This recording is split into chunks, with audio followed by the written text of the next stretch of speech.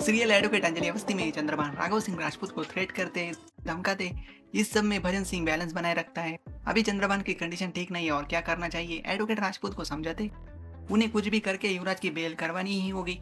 वही दूसरी तरफ जब युवराज का केस हाई कोर्ट में मूव हो जाता है, चंद्रभान उस अंजलि को धमकाने जाते हैं कि एक बार उनके बेटे को बाहर आने दो, फिर तो वो गई। चंद्रभान की बातों से अंजलि बहुत गुस्सा हो जाती है, उसे धक्के देकर घर से निकालती है।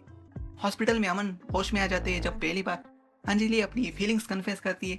अभय दोनों अंजलि और अमन की बातें सुनता है। अभय अंजलि की रियल फीलिंग्स सुनकर टूट जाता है। फिर क्या गिनी को कॉल कर अंजलि के बोले वर्ड्स, जब अंजलि अमन को लव यू कहती है कि वो सिर्फ अमन से प्यार करती है।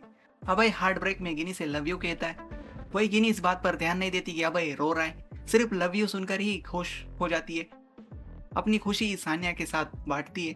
जब गिनी तैयार होकर सच धज कर अभय से मिलने निकलती है कि वो वापस उसे इस घर में लाएगी, गिनी सभी को यकीन दिलाती है कि अभय ने उसे लव यू कहा है।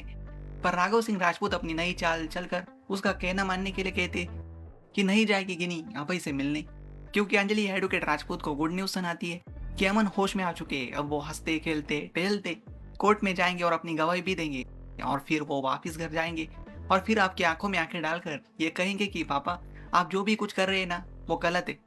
जब अंजलि खुद को अमन की पत्नी बताती है, राघव कहते हैं अमन तुम्हारा पति हो ही नहीं सकता, अमन किसी और का पति बनेगा। पहले मैं युवराज की बेल करवाऊंगा अंजलि कि केस जीतना मैं अपनी आदत बना लूंगी, आप फिक्र मत कीजिए।